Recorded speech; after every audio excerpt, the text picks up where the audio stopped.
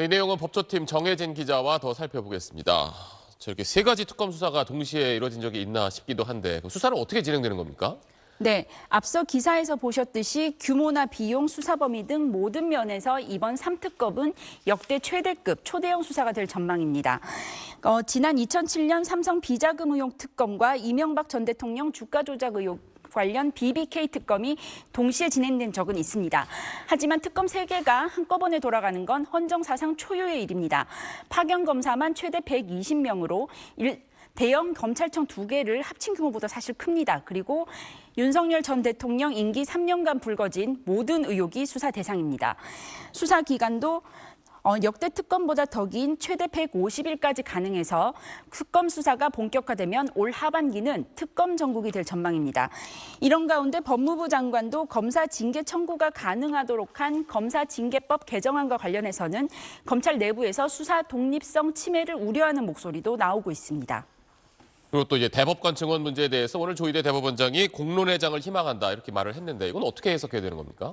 네, 이 법원과 재판 관련 현안이 있더라도 대법원장은 보통 출근길 취재진 질문에 답하지 않는 경우가 많습니다. 그런데 오늘 조희대 대법원장 걸음을 멈추고 기자들에게 다가가 이례적으로 길게 답변했습니다. 이게 어떤 의미인지는 앞서 어제 국회 법사위에 출석했던 배형원 법원행정처 차장의 발언으로 유추할 수 있을 것 같습니다.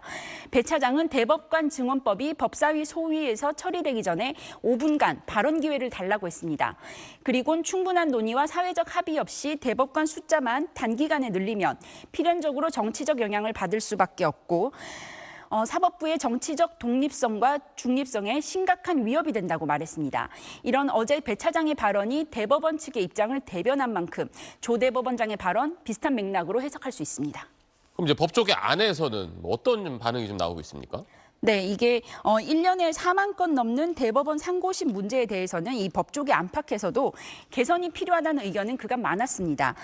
대법관 1인당 사건 처리 건수가 지나치게 많은데 18년째 대법관 수는 그대로라 대법관을 늘려야 한다는 필요성이 꾸준히 제기됐던 겁니다.